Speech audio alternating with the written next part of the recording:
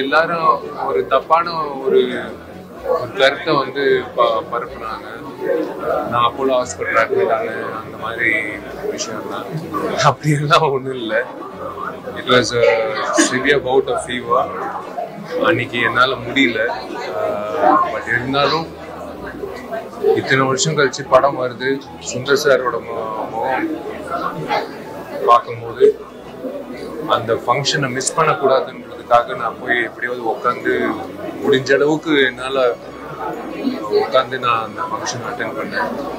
So there is no problem regarding my health.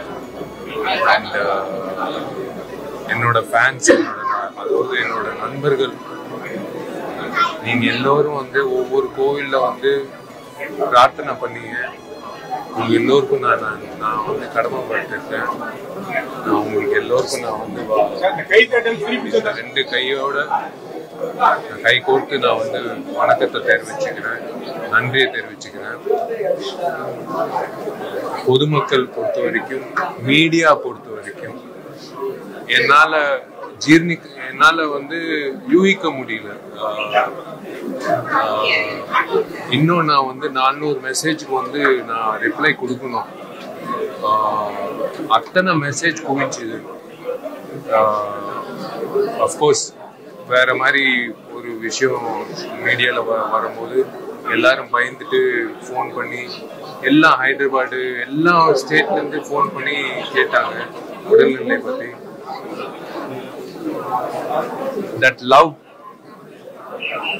get well soon, come back அப்படின்னு சொல்லும் போது எனக்கு I am on my feet right now.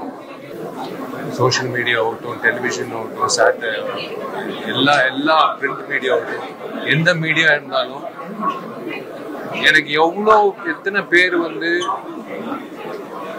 அன்பை காட்டி இருக்காங்க, அன்போடு இருக்காங்க, என்னை லவ் பண்றாங்க, என்னை வந்து நேசிக்கிறாங்க, என்னை வந்து நான் நல்லா இருக்கணும் அப்படின்னு ஒரு உணர்வோடு இருக்காங்கன்றது நான் இந்த தருணத்துல வந்து நான் உணர்ந்தேன். ஸோ உங்க எல்லோருக்கும் நான் எப்படி ஒரு வார்த்தையால வந்து நான் சொல்ல முடியாது. நான் வந்து படங்கள் மூலியமா தான் நான் சொல்ல முடியும்.